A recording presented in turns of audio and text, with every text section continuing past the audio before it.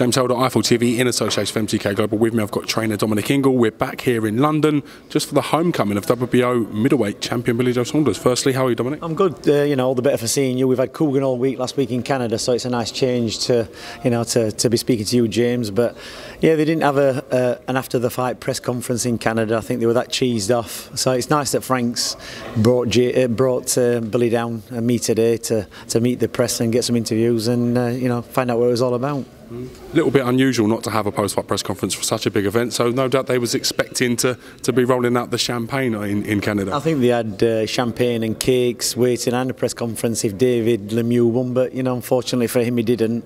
And it was, you know, after the fight it was great, but it was probably a bit of an anticlimax, and we got out of the venue pretty quick and did his own thing, so yeah.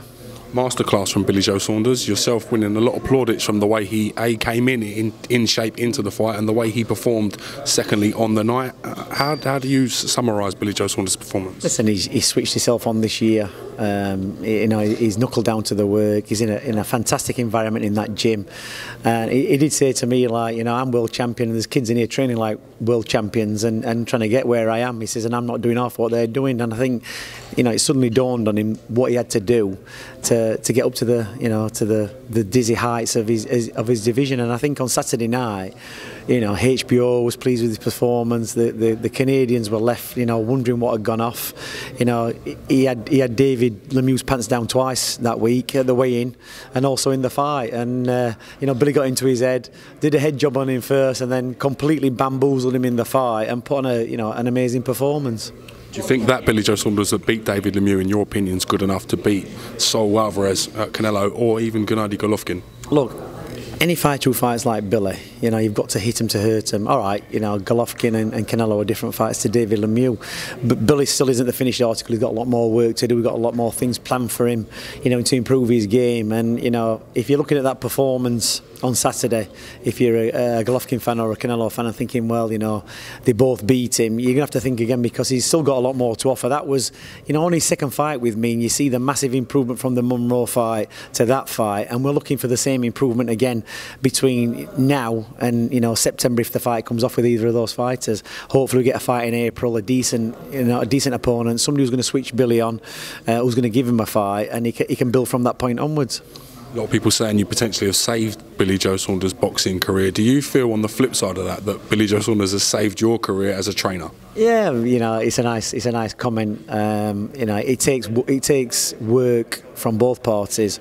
You know, we've had Kell Brook. He's done fantastic as a champion. He's got his comeback fight in March. It was a bit of a dip when he got beat, but you know, it happens in boxing. Not everybody can be a Joe Calzaghe and finish, or a Floyd Mayweather and finish their career unbeaten. It's you know, it's wrong to think that. So I think with Billy coming into our gym, it's revitalised a lot of people. I think it's made Kell realise, you know, there's still chances out there, and it motivates Kell. You know, Kell was on the camp in Canada, but listen, it's always good to have a good fighter in your gym. You know, it brings everybody on, it benefits everybody else.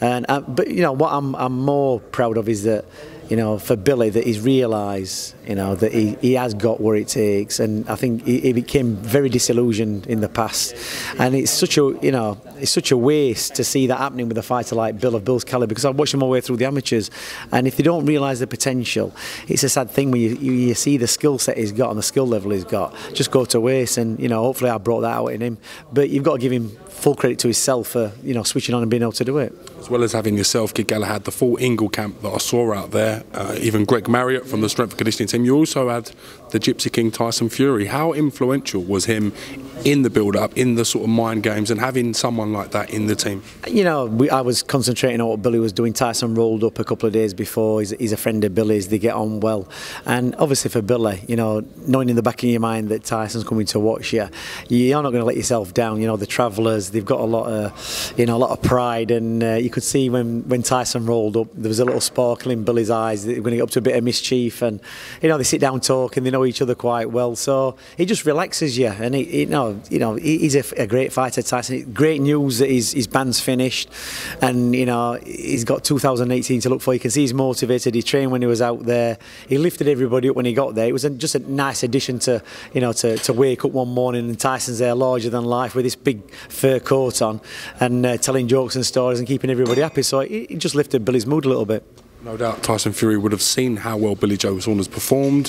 He would have seen the way you conducted yourself and the team conducted yourselves. Do you think there's any part of Tyson Fury that potentially could join the Ingle gym in the future? I don't know. Tyson's been down to our gym over the years. You know, I can remember as a kid going over to Manchester and watching his dad fight, and my dad being in his corner. Tyson's been over loads of times, spotted Richard Towers, been in the gym. You know, listen, he's like Billy. The only person who can turn Billy around is Billy, and the only person who can turn Tyson around is Tyson. You know, and they need somebody who can, you know, switch them on who they got respect for. Tyson's back in training. He's got a couple of weeks or months to get himself on track. You know, whatever decision he makes, who trains him. You know, look where he got Peter training him. He got through to a world title. So he's got to have a little think about what he's doing. He's got a good future, but he can't afford to waste any more time. He can't afford to make the wrong decision. He's got to be. It's like he's virtually at the point where Bill was, that he can't go into it half-hearted. You've got to switch yourself on, and I think after the time out of there, you know, he's been a little bit distracted, lost a little bit of focus, and he hasn't got the luxury of a few years to get himself back into it. He's got to come straight back in and you know, listen to the right people, go with the right promoter, go with the right trainer. He can't really be making mistakes at this point. He can't get it wrong again. Now, we know the decisions for Billy Joe Saunders, who and what he'll face next. It may not be up to you, but from your point of view as a trainer, have you got confidence with him going in with someone like TRUAX for a one-off fight, to go up a weight, to look to get that IBF crown? Yeah, I mean, if that's, you know, Billy's a very good... He's got a very good boxing brain, and he knows the guys he can beat. You know, he said all along what he was going to do with Willie Monroe and what he's going to do with Lemieux. And I looked at that TRUAX, and TRUAX is a tough kid. He's just come under, you know, world level, getting beat in the past, and obviously pulled it off on, you know, against James DeGale. Whether that was because he's a great, you know, TRUAX is a good fighter, or whether it was a subpar performance by James DeGale, I don't know.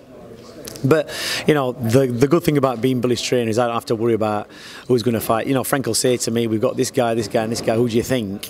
I get that option, but we've got to look at the numbers for TV, what's going to be attractive to TV, what's going to keep Billy going and keep him of interest to the boxing public. So, you know, I'll look at the TRUAX fight again. If that makes sense, and Frank thinks it makes sense, then I ain't got a problem with it. It'd be great. It's always good to see, you know, a fighter come over here, beat one of ours, and ours go and beat one back, especially when he's a lower weight. But, you know, Billy could be quite comfortable at 12 stone.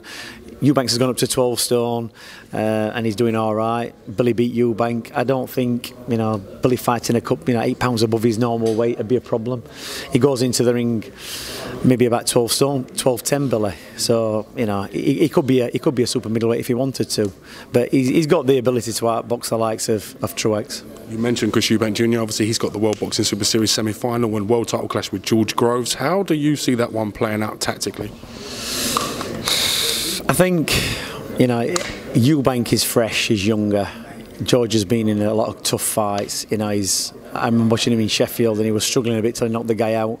It's going to be interesting. You know, George can turn it around on a punch, but Eubanks has got a good engine, and anybody who stands there and has a fight with him, it makes it easy for Eubank. I think anybody who stands off and boxes Eubank will give him problems like Billy did. You know, whatever anybody has stood there toe to toe, he's got more of a chance. So I'm going to go out on a limb here and say that I think, you know, and I ain't watched too much Eubanks or George over the years, but I think the younger, fresher man's going to win on that night. There's always a possibility that George can throw one of them bombs out and knock him out, but Eubanks has got a good chin and he's never been stopped. So, you know, I'm gonna edge my bets here and put my money on Eubank. Last word on self-proclaimed most avoided featherweight in the world, Kid Galahad. Good to see him in good frame of mind. What's going on with Barry for 2008? Yeah, I spoke to Eddie. We've got something lined up, hopefully for the Kell Brook bill. We're just working on opponents. You know, I've said to Eddie, look, let's get him moving now. We've got, you know, the featherweight division in England sorting itself out. We've got Selby against Warrington. Yeah, we've got Frampton over in Ireland fighting Donaire, and that was a fight I suggested, you know, to Eddie for Barry. And it's going to play out in a little bit. You know, Quig's still, you know, thinking he's in the mix. He don't want to fight anybody. It'd be a great fight for him and Galahad. I don't know where really Quig's going to go these days. You know, he needs to stop thinking he's this great fighter that he thinks he is, and, you know, start earning his living and fighting people who are going to give him a fight. He's knocked over a few stiffs, and you know, he's got to take the plunge. So it was a non-show against Frampton, and I think for me, if he's got anything about him, he needs to be fighting the likes of Galahad. But, you know, we'll see. He's going to fight in March, Barry, and we'll take it from there. Dominic Ingle, thank you very much for giving me some time today. Merry Christmas to you, your team, and do give your regards to your dad Brendan as well. James. Thanks for giving us a bit of time. No problem. See you later.